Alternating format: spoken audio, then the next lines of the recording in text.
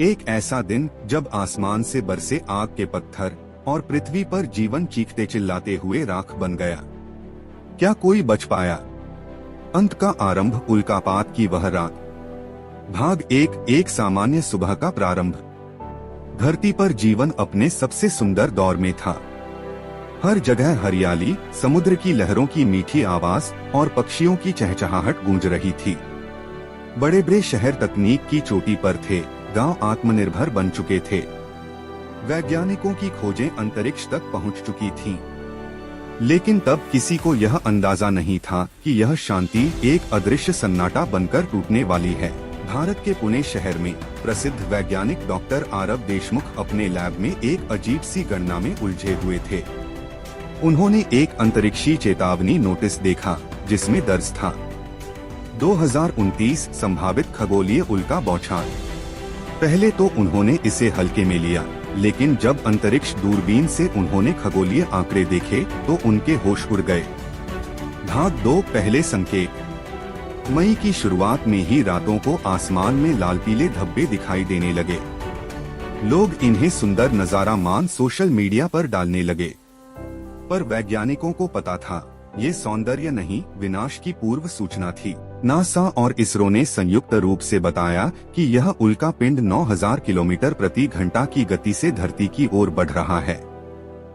लेकिन इससे भी ज्यादा खतरनाक था, यह एक नहीं, हजारों थे। भाग 3 उल्कापात की रात। 28 मई की रात, जिसे मानव इतिहास ने कभी नहीं भुलाया। रात 11:47 बजे पहले पत्थर ने प्रशांत महासागर को चीरते हुए एक जल ज्वालामुखी सा विस्फोट किया। 10 मिनट बाद यूरोप, अमेरिका, एशिया, अफ्रीका सब जगह से आग के गोले बरसने लगे। पृथ्वी पर हजारों किलोमीटर तक फैली आग की लपटें फैल गईं। बड़े बड़े शहर एक ही पल में राख बन गए। टोक्यो, पेरिस, मुंबई, दिल्ली सब कुछ धूल हो गया।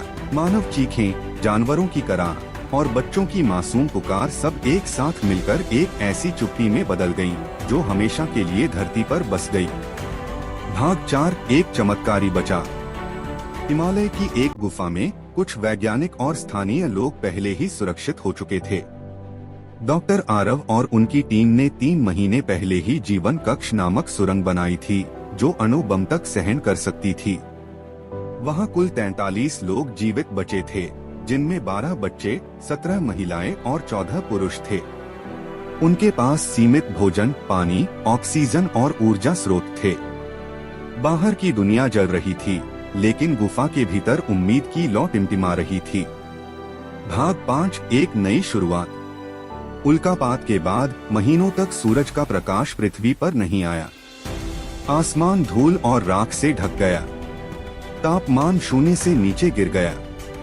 परंतु धीरे धीरे राख हटने लगी। 3 महीने बाद डॉक्टर आरव और उनकी टीम बाहर निकले। पूरी धरती वीरान थी। वृक्ष जले हुए थे, जानवरों की हड्डियां बिखरी हुई थीं और हर ओर सन्नाटा था। लेकिन कुछ बीज बचे थे, कुछ पानी की धाराएं अब भी बह रही थीं। डॉक्टर आरव ने बच्चों को इकट्ठा किया और कहा, हम अंत के गवाह हैं, लेकिन अब हम ही नई शुरुआत के बीज हैं। भाग 6 नई सभ्यता की नींव। बचे हुए लोग अब एक मिशन में जुट गए, एक नई सभ्यता की शुरुआत। वे फिर से खेती करने लगे, पुराने किताबों को पढ़कर ज्ञान को दोहराने लगे। बच्चों को विज्ञान, संगीत, भाषा और नैतिकता की शिक्षा दी गई। अब यह समाज तकनीक के साथ साथ प्रकृति को भी समझने और संजोने वाला था। एक स्मारक बनाया गया, जिस पर लिखा था, यहाँ जीवन फिर से शुरू हुआ जब सब खत्म हो गया था। भाग 7 चेतावनी आने वाली पीढ़ी के लिए। हर साल उस भयावह रात को याद किया जाता है। बच्चे उस दिन मौन रखते हैं। लोगों को यह समझाया जाता है कि धरती सिर्फ रहने की जगह नहीं है, यह एक जिम्मेदारी है। उन्होंने अंतरिक्ष में चेतावनी संकेत भी भेजे, यदि कोई और सभ्यता वहाँ हो तो उन्हें यह संदेश मिले, हमने जीवन खोया क्योंकि हमने प्रकृति की चेतावनी को नजरअंदाज किया। अंतिम विचार, धरती ने रोया, आसमान चीखा और जीवन थम गया। लेकिन कुछ उम्मीदें राख में भी जलती रहीं। उल्कापात ने लगभग सब कुछ मिटा दिया, पर इंसान की जीवटता फिर से सब कुछ खड़ा कर सकती है। आपसे निवेदन है, अगर आपको यह कहानी भावनात्मक और सोचने पर मजबूर करने वाली लगी हो तो कृपया इसे लाइक करें, सब्सक्राइब करें और अपने विचार नीचे कमेंट करें। क्या आप भी सोचते हैं कि हम पृथ्वी के साथ इंसाफ कर रहे हैं? नीचे बताइए, आपकी आवाज नई पीढ़ी के लिए रास्ता बन सकती है। आपका समर्थन ही हमारी अगली कहानी की शक्ति बनेगा।